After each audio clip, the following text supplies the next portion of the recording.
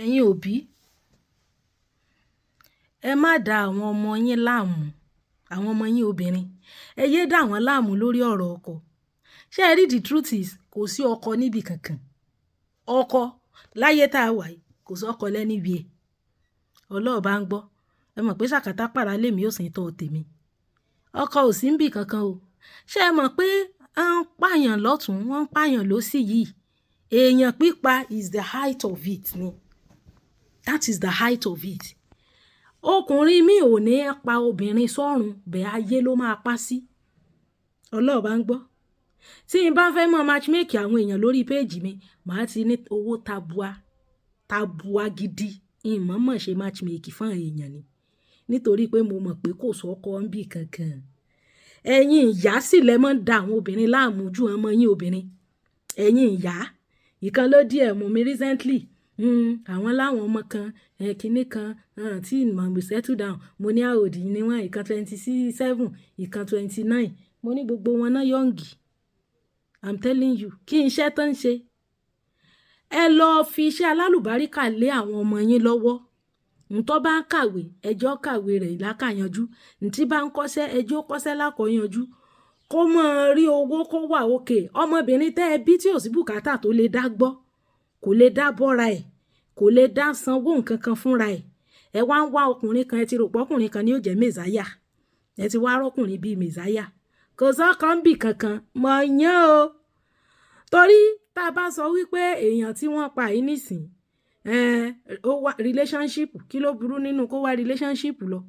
A final year student ní higher institution. Ẹ dákun, ṣé tó bá ní relationship so pọ̀ jù, bó ṣe wà yẹn tí ò bá lọ́kọ, ẹ̀yin ayé yìí náà lẹ́bù. Sọ̀rọ̀ mi ti ń yé yín. Àwọn risk of life téèyàn dẹ̀ ń take, even in other aspect of life gan, Ọlọ́run ní kó yàn yọ. Abẹ́lẹ̀ ń ta sí ọkùnrin tí ò ní kan ṣe tẹ́lẹ̀. And once tó bá ti fọ́kùnrin ní impression wípé ní o fẹ́ lọ́kọ, ayé ẹ bàjẹ́. Ṣé bọ́n tán pa yìí ni height of it? Ẹ ń bá ti pa àyàn, that is the crux, that is the height of the problem. Ẹni tán pa sọ́run ńkọ́. Ẹlòmíì báyìí, ọkùnrin ní wòwò ẹ̀ lọ́wọ́. Tó ṣe wípé tó bá padà márì lọ́jọ́ iwájú, ìhòòhò ńlọkùnrin wọn fi blackmail ẹ̀. Ìgbà tán dẹ̀ ní òhò ara wọn lọ́wọ́ yìí, ìfìọ́ náà ni. Tíyẹn ti fi gbogbo ọkàn sí pé òun ti rẹ́ni tí ó fẹ́ hùn. Ẹlòmíì wà tó ṣe pọ́n ti bá yé ẹ̀ mọ́rin. Lady kan ló ń ṣàlàyé recently pé látìgbà tí òun ti pàdé èèyàn tó ń pàdé yìí, pé pressure náà ló fà á o, pé torí wọ́n ti ń pressurize òun ọmọ 28 years. Sọmọ 28 dàgbà. Ó ní lòun bẹ́ni, ó látìgbà yẹn lòun ti ń tọ̀ lé.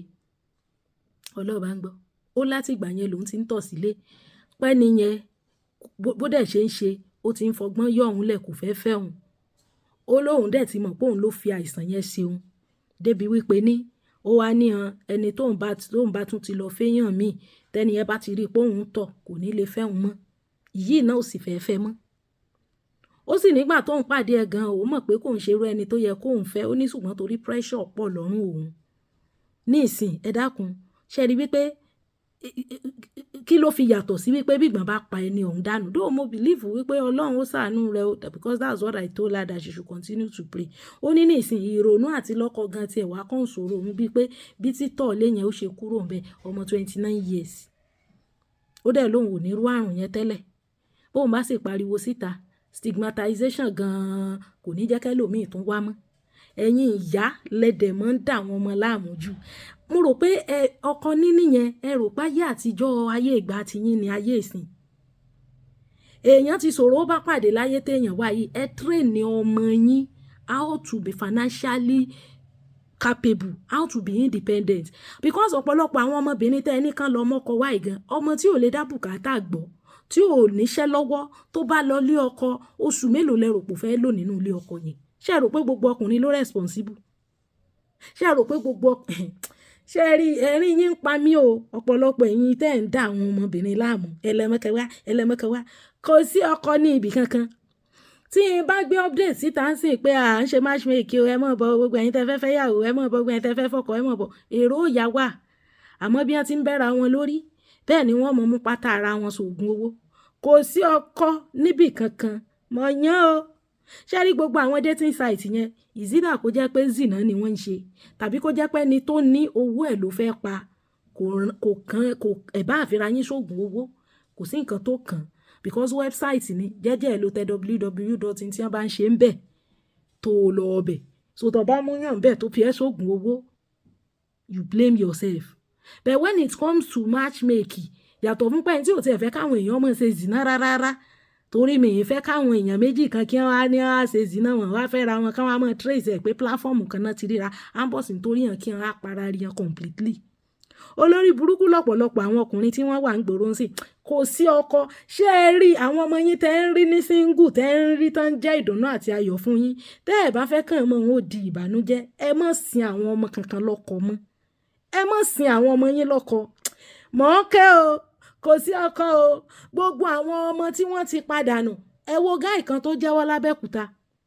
gbogbo àwọn obìnrin tó kó fún àwọn tí wọ́n pa gbogbo wọn yányán online ló ti rí wọn dating site ló ti rí wọn ẹni tó bá pàdé offline gan o tí ìmọ̀rúwà tí ó wù sí ọ ambos tó sì torí afẹ́fẹ́ ọ̀pọ̀lọpọ̀ àwọn ọkùnrin sì máa ń mọ̀ wípé ní tó fi lọ sí dating site tàbí tó fi lọ ṣe matchmake o ti wà desperate ni ìyẹn ti already wà ńlẹ̀ already the fact that èmi ò wá mọ̀ the kind of ẹ̀kọ́ àbí the way bẹ́ẹ̀ ṣe train àwọn ọmọ yín láti rí life because I believe that the way we see life will determine the way we are going to approach it.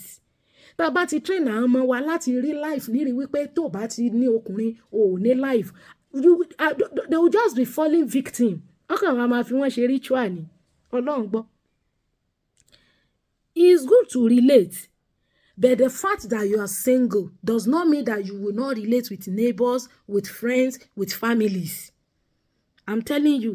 Bẹ́ẹ̀ tó bá jẹ́ pé ọ̀rọ̀ ọkọ ló gbé kárí tó bá ti léyàn kan tó ṣe wípé each time tó bá ti pè é lórí fóònù tàbí tó bá ti lọ kí ọkọ ní ọmọ sìn o no matter how tí wà tẹ́ni yẹn fi relate cut off from that person cut off tó bá ṣe pọ́dọ̀ cousin mọ́mí side dáàdi sister grandma rẹ̀ kan ló mọ́ ń lọ tí wọ́n ti mọ́ ní bẹ́ẹ̀ wá lọ́rọ̀ ìyàwó bẹ́ẹ̀ wá lọ́yìn ǹjẹ́ wàá lọ sí ìyàwó ǹjẹ́ ò lọ́wọ́ àlọ́kọ ǹjẹ́ ò lọ́wọ́ àníyàwó tó ṣe pé wọn lórin méjì tí wọ́n máa ń kọ sí ọ létí jù bá ń lọ mọ́ wá wọn lọ mọ́ lọ ilé wọn mọ́ gbogbo àwọn tán bá ti ń sìn ọ́ ní tóòní stop going to their house don't pick their call again stay away from them lẹ́sẹ̀ ráwọn ọkùnrin ǹjẹ́ ò lẹ́ ti rí kan ní obìnrin kan ó fọkùnrin kan sóògùn owó obìnrin ò lè fọkùnrin sóògùn owó torí àwọn ọkùnrin tán bá ṣe tán láti níyàwó tẹ́ bá ń sìn wọ́n yàwó pátápátá wọn vacate inú ilé yín wọn ní wá mọ́ bẹ́ẹ̀ obìnrin tẹ́ bá ti ń pressurize wọn they will be making their decision based on that pressure ọ̀pọ̀lọpọ̀ àwọn tán lọ sí nọ́mbà múlẹ̀ ní pressure ló tì wọ́n débẹ̀ gbogbo ẹni tí bá ti ń pressurize ẹ even kó ṣe wípé ọmọ lòun wá tó tí ìrọmọ bí ẹni ọba ti jòkó tì tó ṣe pọ̀rọ̀ ọmọ bó wá ni níbo lẹ tún wá lọ ṣe ẹ ti tójú bọlé ṣe ẹ ti lọ ṣe gbá ṣe ti ń bí ọ̀nà mọ̀ wẹ̀ ni ọ̀n lọ mọ́ bẹ ọ̀pọ̀lọpọ̀ yín àwọn tó ń frustrate yín gan lẹ láì kíkẹ́ ẹ mọ̀ jòkó tì àwọn tó ń bí yín ní tẹ́ ẹ̀ níhùn àwọn lẹ láì kíkẹ́ ẹ yàn lọ́rẹ̀ẹ́ mò ń sọ o ṣé àmọ̀ wípé mi ní pláfọ́ọ̀mù tí ìtì ẹ̀ ṣe kan tí ì ṣe méjì èrò sì pọ̀ ń bẹ̀ yanturu Facebook yìí lásán péèjì odidi 3 mo ní kò sí ètò less than 100,000 follower láwọn àpé TikTok àbí YouTube ọ̀gbìn ẹ̀jẹ̀ tiẹ̀ lọ ṣúà tí n bá fẹ́ ṣe matchmaking máa pawó torí mo èmu ti mọ̀ pé òfìfo òfurufú kò sí nǹkan kan kò sọ́kàn bẹ́ẹ̀ kò sí ìyàwó níbi kankan tọ́lọ́run bá fún ọ ni kì í ṣe gbogbo èèyàn lọ́lọ́run kọ̀ọ̀kan mọ́ kì í ṣe gbogbo èèyàn ni ó ní ìyàwó ẹ bá fẹ́ bú mi kẹ́ ẹ bú mi o kò sí tọ́kàn mi bẹ́ẹ̀ o ṣùgbọ́n gbogbo ẹ̀yin tẹ́ ń pressurize àwọn ọmọ láti mú ọkọ wa mo rò pé ojú yín ti ń là báyìí nísìn ọkùnrin ò fẹ́ níyàwó láàkó tá a wà yìí that is the naked truth kò sọ́kùnrin tó fẹ́ yàwó òbò lọ́pọ̀lọpọ̀ wọn wá wọn wáyàwó òbò náà wá wọn wáyàwó torí many of them ti rí i pé ìgbéyàwó ò pay fún obìnrin ló pay fún so a pretend pé òun á fi ọ bó o báyìí kó bá rẹ̀ tó bá fún ọ lóyún ayé ẹ rún èyí tó bá tiẹ̀ fún ọ lóyún nísìn tó wá fi ọ lẹ̀ ọmọ wa bó ṣe máa tọ́jú ọmọ èyí tó bá wá yín ọ̀tẹ́ lọ́rùn àìmọye tí wọ́n ti pa báyìí tó ṣe pé case of missing case ni tí wọ́n ní wọ́n rí ẹlòmíì wọ́n ti pa tipẹ́tipẹ́ ẹ lọ wá iṣẹ́ ṣe ẹ fi iṣẹ́ lọ́mọ lọ́wọ́ tọ́lọ́run bá bless ẹ as a young lady you can have your own house so that at least you will get yourself out of tenancy. Àmọ́ gbégbé ayé ẹ̀ lálàáfíà kì í ṣe gbogbo èèyàn tó jẹ́ single ló ń ṣe zìnà. Àwọn ìyàwó ilé náà dóko ju single lọ gan ní ìsìn. Go and do your research. Married women pààrà oko wọn dó ju single lọ. Single mi ọmọkùnrin rí virgin ni.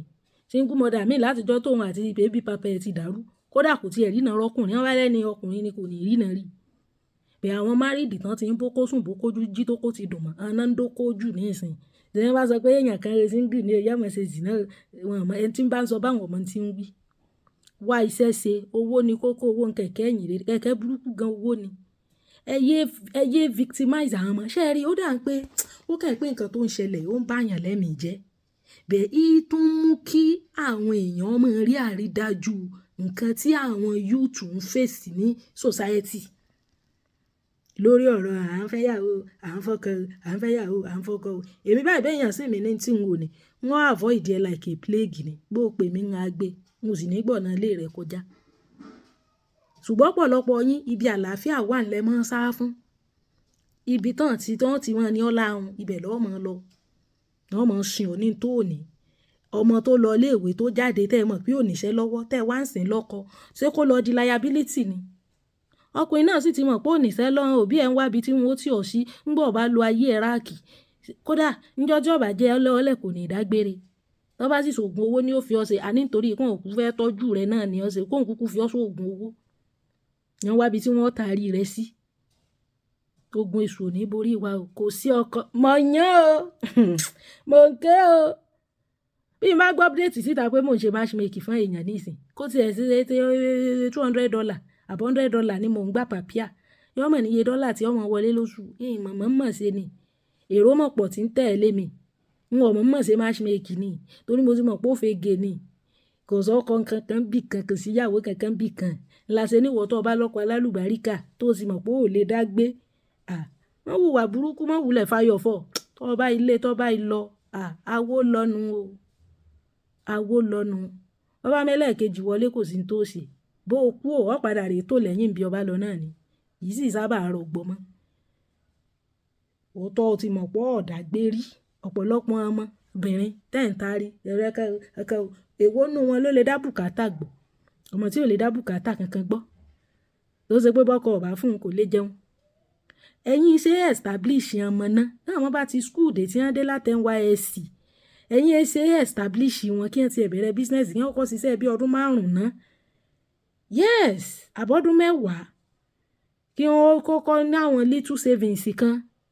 Kẹ́ tó mọ̀ sí àn lọ́kọ. Àwọn ọkùnrin náà ti rí wípé ní ẹmọ̀ máa ń tarí àwọn obìnrin wá sí ọ̀dọ̀ wọn nítorí wípé nítò kí àwọn ó lè máa bá ń bú wọn. Àbí orin wo la fẹ́ kọ sí rúgbẹ̀dú eléyìí báyìí ní ìsìn. Ebọ́n tí wọ́n pa sọ́run la mọ̀, tí wọ́n ti pa sáyé ńkọ́. Látàrí ìyàwó ọkọ gbogbo ẹni tí bá ń sìn ọ́ ní tó ní mọ́délé rẹ̀ mọ̀. Avoid it like a plague. Torí yàtọ̀ fún yẹn gan pressure ó máa lọ tí ọ sọ yes fẹ́ tí ọ̀yọ́ sọ yes fún. Ìyẹn á dẹ̀ ti rí wípé ó wà desperate. Level tí ó bá yí ẹ̀jẹ̀ dé beyond repair ni. Ó lè ká ọ̀pá ọmọ kọ́ ọmọ mọ̀.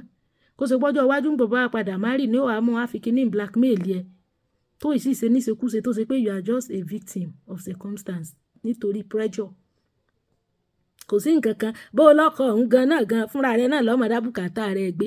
Torí bọ́ bá bọkọ tí ò fún ọ léèrè sọ́mọ bàjá ni. Kò sí special thing kan tó bá ti ń ṣe tó débẹ̀ náà lọ́mọ ṣe. Ṣùgbọ́n tó bá ti jẹ́ wọ́n package rẹ̀ fún ọ. Ogun èṣù ní borí wa o. Torí láti jọ tọrọ ìtì ẹ̀ tí ń járàn ìrìn òtútù kan mú mi ni mi ò wà okay. Bó lè yín ó ṣe kun òyàn báyìí. Bí ẹja bí gan bá ń gẹja lọ́jà. Ẹ yé wá àwọn ọkùnrin mọ́ o. Kò sọ́kọ ń bì kankan. Mọ̀ yán ṣérú èèyàn torí báhun tó bá jẹ́ èèyàn gidi ni ṣé yóò single. Jọ. Bóbìnrin ṣe pọ̀ tó jọkùnrin lọ yìí. Kírú ọkùnrin wá jẹ́ èèyàn alálùbáríkà kó jẹ́ èèyàn gidi. Will you meet him single? You wouldn't have met him single because wọ́n nìkan kọ́ lọ́kọ̀ọ́kọ́ rí. Wọ́n nìkan kọ́ ni ọkọ̀ọ́kọ́ wù. Bó ṣe pleasant tóun tó bá pleasant bẹ́ẹ̀ dénú. Nínú kóbìnrin bíi 2 mẹ́ta ti wà nínú ilé ẹ̀. Bí wọ́n ṣe kílífù tó ọ̀fẹ́ lọ mọ́ bẹ́ẹ̀ làwọn míì náà ó ṣe fẹ́ kílífù mọ́. bẹ̀kẹ́ èèyàn dáa báwọn kó wá jẹ́ pọ́ dáa dénú. You won't meet him single. Ìyẹn ní abala sáìdì ọkùnrin. I'm telling you, a woman can be single for so many reasons, but for a man to be single in this era, bóyá narcissist ni, tàbí alárùn ọpọlọ tán ṣe é bá gbé, tàbí ẹnìkan tó jẹ́ oníṣẹ́ ibi kan. Then ẹ̀yin ìyá, ẹ̀yin òbí in general, especially ẹ̀yin tẹ́ ẹ believe nínú pé ó dìgbà ọmọ bá lọ́kọ kó tó ní life. Kò mọ̀ sọ́kọ́ ń bì kankan. Ayé 1920, 1930 lẹ fi ń wé èsìn. Lẹ fi ń wé èsìn. Kò sí ọkọ. Mọ̀yán o. Mọ̀yán o. Ẹni tí ò bá wà comfortable pẹ̀lú singleness life wẹ, avoid ẹni o. Ẹni tí ò bá fẹ́ rí ọ, ìwọ gan mọ́ fẹ́ rí. But you want to do something in order to be acceptable by some set of people. Tó bá lọ han rẹ̀ lé mọ̀. Your reality is different from someone else's reality. If I am not speaking your reality, don't come and watch me. Ntí mò ń sọ tí ò bá ti jẹ́ reality ẹ̀, má wá bá mi. Má wá wo page mi. Ẹni tó ń sọ̀rọ̀, ó ń lo personal life tiẹ̀ láti sọ̀rọ̀. Ṣé ẹni ò ní wọ́ ni? In those days when there is immediate employment after school, àwọn òbí wa yẹn bọ́n ṣe ń parí iléèwé náà ń rí iṣẹ́. Kò sí yẹn mọ́ ń sìn, so ẹ lè fi system gbà yẹn wé sìn nígbà táwọn èèyàn fẹ́ lówó láì ṣiṣẹ́ ń sìn. Àwọn ìjọba ní tiwọn. Nígbà tó ọmọ bá kàwé tí ò ríṣẹ́, graduate are working for illiterate tí ò lè ṣẹlẹ̀ látijọ́. Ẹ mọ̀ pé nígbà tí yẹn ti rí bẹ́ẹ̀ yẹn, every other things will change. Ọmọ tí ò bá lọ́kọ kò lọ́kọ nìyẹn. Ẹ fàyè ọmọ ọlọ́mọ lẹ̀. Ẹni tí ò bá níyàwó kò níyàwó nìyẹn. Ẹ fàyè ẹni ẹlẹ́ni lẹ̀. Ẹ yé sin àwọn èèyàn ní tí wọn ò ní. Ẹni tí ò bá bímọ kò bímọ nu. Ẹ fi wọ́n lẹ̀. Ọlọ́run ní ṣàwọn nǹkan yẹn. Ó dẹ̀ ń ṣe fáwọn kan, kò dẹ̀ fáwọn kan. Ọlọ́run ní kẹ́ ẹ rojọ́ sí. Ọlọ́run ní kẹ́ ẹ rojọ́ sí. Learn how to stay away from people who are making life inconvenient and unconducive or inconvenient for you. Tó bá ti jẹ́ àtàn pressurize ẹ̀ka ò lọ ń jókòó tí. Ogun èṣù ní borí rẹ o. Ẹ̀yin òbí, kò sọ́kọ kankan bí kankan. Ẹ̀yin ni kẹ́ ẹ mú ọmọ yín kẹ́ ẹ tọ́jú ẹ̀ débi tó lámì tó lápẹẹrẹ. Kó wúlò fún rẹ̀, kó wúlò fún orílẹ̀-èdè. Ọ̀rọ̀ tèmi ò ní òpin o.